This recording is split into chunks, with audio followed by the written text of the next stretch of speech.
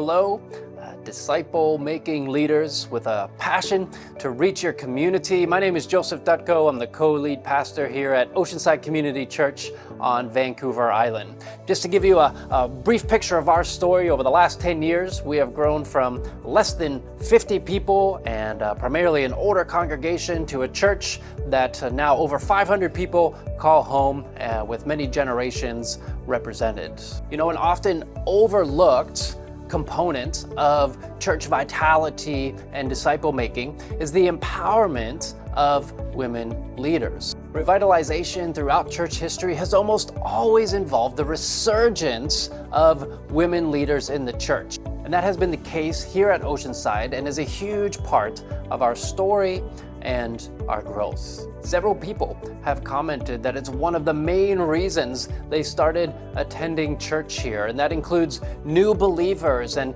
de-churched people, both women and men, by the way.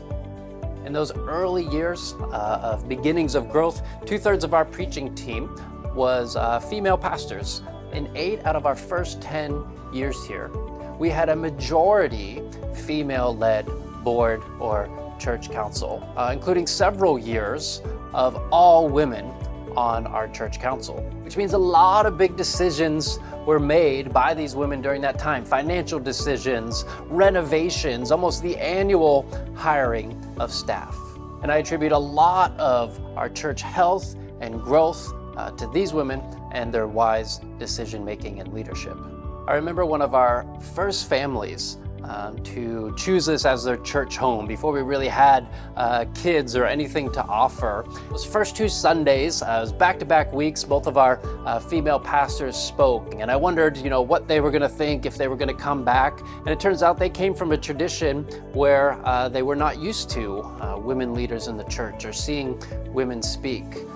But they said that it was a very eye-opening experience for them, and it made them realize what they were missing in some other places, and that they felt this was a more inclusive and well-rounded part of discipleship here at the church. And they always attribute that experience to why they started coming here. Are you intentionally raising up and empowering women leaders in your church?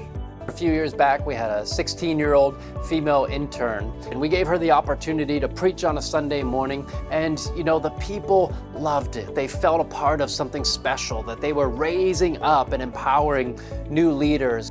Women are leaving church more than men for the first time ever in church history. Friends, it hurts the gospel to not have women leading and teaching in your church. My question for you is, what are you going to do about it? For more resources on this topic, please visit thegenderparadox.com. Thanks for having me today.